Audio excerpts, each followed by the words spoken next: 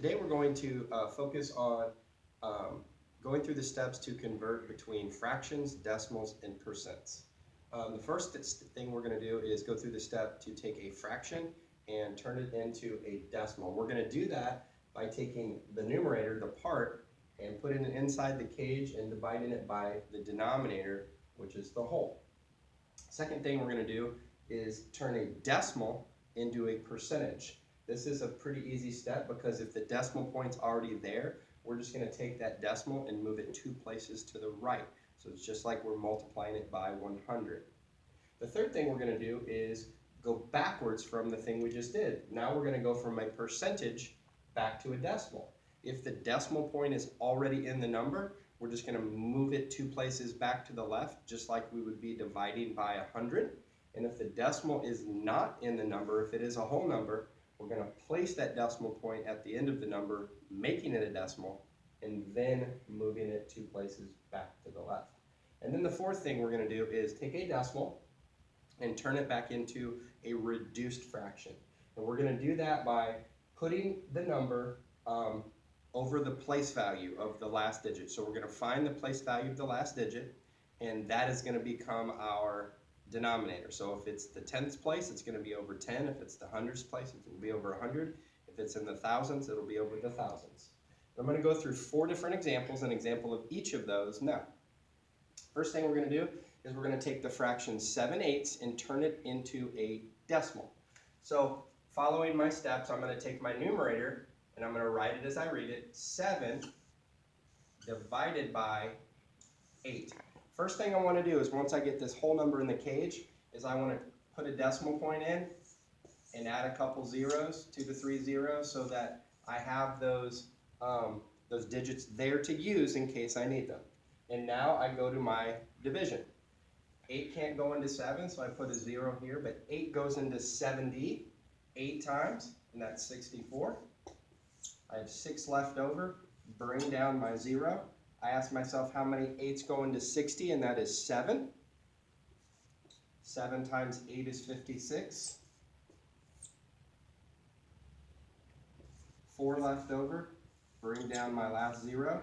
8 goes into 40 evenly 5 times, and I am finished. So the decimal for 7/8 is 0.875. Now I've got two examples to take a decimal and turn it into a percentage. So the first thing I want to do is identify where the decimal point is, move it 2 places to the right, and that becomes 63.0%.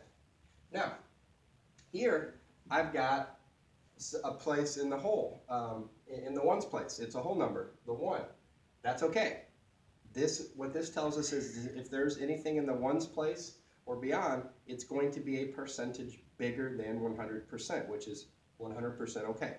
So I still move it 2 places to the right, put my decimal point in, and that becomes 135%. The next example is I'm going to take a percent and turn it into a decimal. Right now I'm looking at 72%, and that is a whole number. There is no decimal point there. When that is the case, I need to put a decimal point at the end of the number, and I need to move it back to the left 2 places. So I move it back, and the decimal for 72% would be 0.72. And my final example is to take a decimal and turn it into a fraction. And my experience would tell me that students have the biggest problem with this one because it entails using place value, and it also uses the skill of reducing fractions. So I'm going to try to identify what is the place value of my last digit. And this number, my last digit's the 4. This is in the hundredths place. So my number I'm going to use is 14, and I'm going to put it over 100.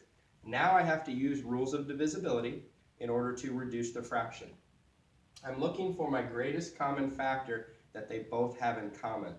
In this case, I see that they are both even numbers, so I know I can divide them by 2.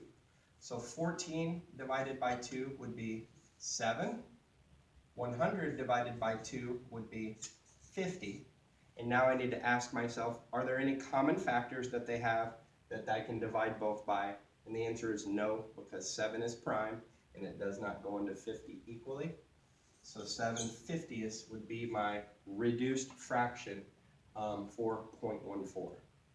So the only other thing I would add is if you were asked to take a percentage and turn it into a reduced fraction, is you need to make a pit stop at decimal.